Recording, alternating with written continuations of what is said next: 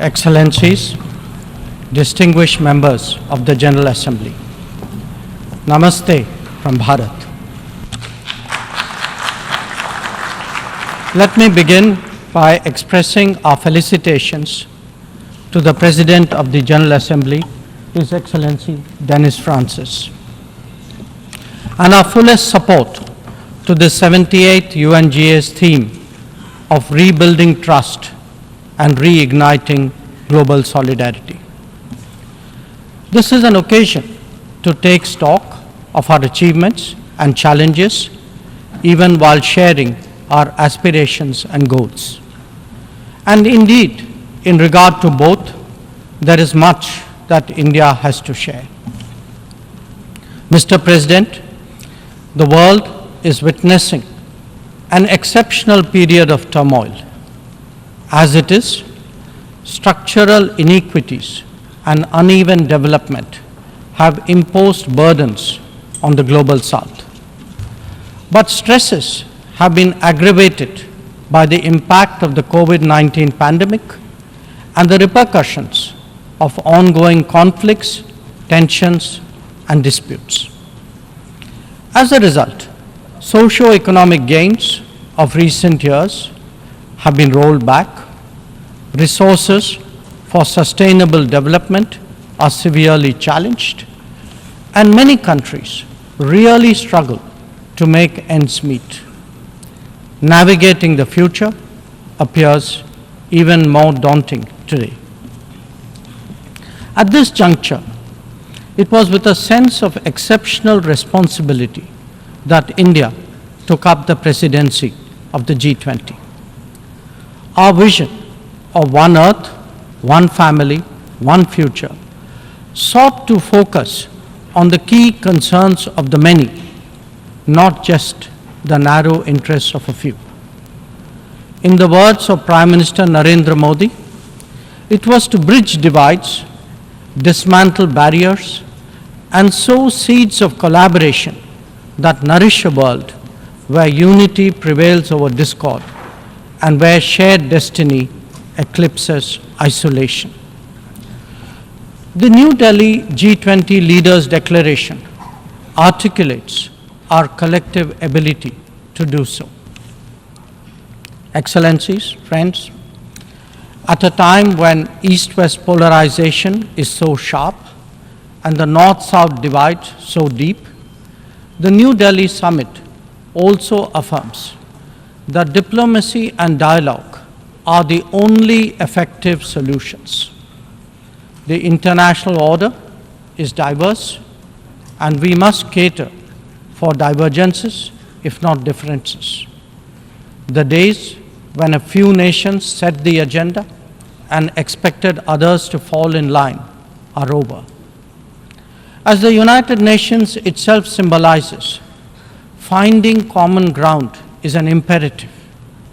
To listen to others and to respect their viewpoints, this is not weakness, it is the basics of cooperation.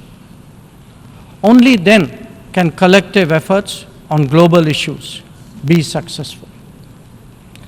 Recognizing that growth and development must focus on the most vulnerable, we began the G20 presidency by convening the Voice of the Global South Summit. This enabled us to hear directly from 125 nations and place their concerns on the G20 agenda.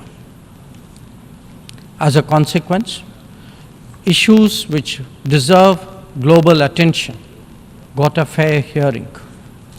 More than that, the deliberations produced outcomes that have great significance for the international community.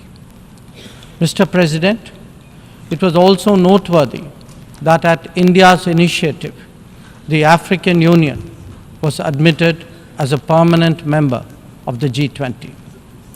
By doing so, we gave voice to an entire continent which has long been its due. This significant step in reform should inspire the United Nations, a much older organization, to also make the Security Council contemporary. Broad representation is, after all, a prerequisite for both effectiveness and credibility.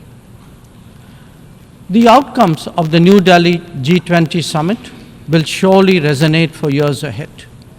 Among them is an action plan for sustainable development goals, a crucial need of the day. Equally important are the high principles of lifestyle for environment, and the Green Development Pact as they shape our approach to our planet's future. The transformative role of digital public infrastructure has also finally been recognized as the salience of women-led development in building an inclusive and progressive society. The reform of international financial institutions has been given due weight, as has the resolution of debt vulnerabilities. Friends, the New Delhi G20 outcomes are expressed both as larger policies and as specific initiatives. They could be about building cities for tomorrow, or fighting corruption, eliminating hunger, or delivering quality education, ending plastic pollution, or preserving the ocean-based economy, or for that matter, enhancing food security, or even mapping global skills. Some address long-standing issues like gender divide and climate action. Others focus on new concerns such as responsible harnessing of artificial intelligence. All in all, we have placed for the world's consideration a set of actionable propositions, constructive solutions, and new directions. Even as we encourage collective endeavors, India also seeks to promote cooperation with diverse partners. From the era of non-alignment, we have now evolved to that of Vishwa Mitra, a friend to the world. This is reflected in our ability and willingness to engage with a broad range of nations, and where necessary, harmonize interests. It is visible in the rapid growth of the Quad, a mechanism today so relevant to the Indo-Pacific. It is equally apparent in the expansion of the BRICS grouping of independent-minded nations, or in fact, the emergence of the I2U2 combination. Recently, we hosted the creation of the India-Middle East-Europe Economic Corridor, IMEC. The forging of the Global Biofuels Alliance was another notable development. This willingness to work in an open-minded manner on specific domains is now a defining characteristic of the emerging multipolar order. Mr. President, all nations pursue their national interests. We, in India, have never seen that as being in contradiction with global good. When we aspire to be a leading power, this is not for self-aggrandizement, but to take on greater responsibility and make more contributions. The goals we have set for ourselves will make us different from all those whose rise preceded ours. India demonstrated this during the COVID through the Vaccine Maitri initiative. Our endeavors, like the International Solar Alliance and the Coalition for Disaster Resilient Infrastructure, have gathered wide support. Our espousing of the International Year of Millets is enhancing global food security today. We have built development partnerships with 78 nations across geographies. And we have also been first responder in disaster emergency situations. The people of Turkey saw that in February, as did those in Syria. Our commitment is understandably even greater closer home. When Sri Lanka experienced a severe economic crisis, it was India that first stepped forward. But even in distant regions, partners such as the Pacific Islands have appreciated our contributions to meet their needs in health, in technology, and in climate action. Mr. President, the most populous nation and the fifth largest economy in the world knows that its progress makes a real difference to the world. Especially so when so many nations identify with us for reasons of history, of geography, and of culture. They follow our experiences closely and evaluate our solutions for their larger relevance. Last week, the United Nations assessed progress towards achieving SDGs. The mood here reflected the struggle to overcome challenges, especially those of resource paucity. It is therefore vital at this midway that we expand our capacities and regain our confidence. As the largest contributor to meeting SDG targets, India's achievements should give heart to others on this journey. After all, the Global Multidimensional Poverty Index records that we have halved the global MPI value in the last 15 years, lifting 415 million people out of poverty. That progress has now moved on to a higher level with ambitious socio-economic initiatives covering financial inclusion, food and nutrition, health and water supply, as well as energy and housing. We are seeking to demonstrate that social welfare need not be the sole prerogative of the developed world. Excellencies, programs underway in India highlight the transformational role of digital delivery of public goods. It has facilitated scaling up, it has enhanced efficiency, and it has combated corruption. The national objective of leaving no one behind is forging ahead in so many dimensions.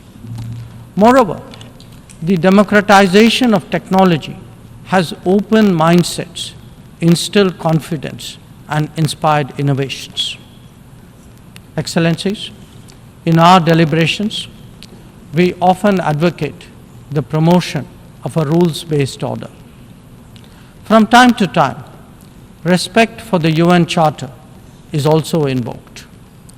But for all the talk, it is still a few nations who shape the agenda and seek to define the norms. This cannot go on indefinitely, nor will it go unchallenged. A fair, equitable, and democratic order will surely emerge once we all put our minds to it. And for a start, that means ensuring that rule makers do not subjugate rule takers.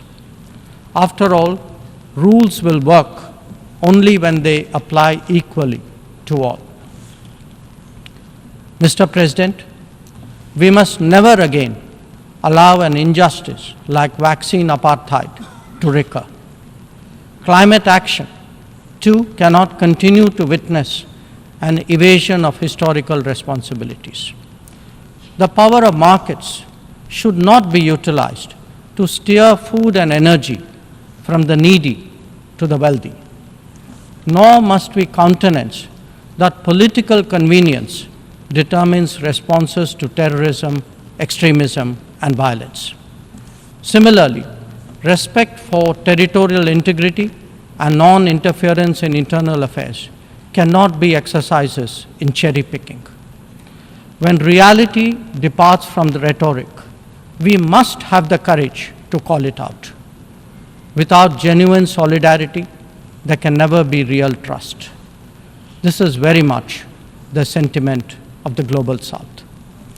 Next year, the United Nations will be hosting the Summit of the Future. This should serve as a serious opportunity to drive change champion fairness, and reform multilateralism, including the expansion of the Security Council memberships. We must address global challenges imbued with the conviction that we are one Earth and one family with one future. Excellencies, friends, India has entered the Amrit Kal, a quarter century where greater progress and transformation awaits us. We are confident that our talent and creativity, now so visibly unleashed, will power us forward. The world saw a glimpse of what is to come when our Chandrayaan-3 landed on the moon. Today, our message to the world is in digitally enabled governance and delivery, in the widening ambit of amenities and services, in rapidly growing infrastructure, and in our energetic startup culture. It is visible too in vibrant cultural expressions, such as in the arts, yoga, wellness, and lifestyle. Our latest assertion is in a path-breaking legislation to reserve 1/3 of the seats for women in our legislatures. Mr. President, I speak for a society where ancient traditions of democracy have struck deep modern roots. As a result, our thinking, approaches, and actions are now more grounded and authentic. As a civilizational polity that embraces modernity, we bring both tradition and technology equally confidently to the table. It is this fusion that today defines India, that is Bharat. I thank you, Mr. President.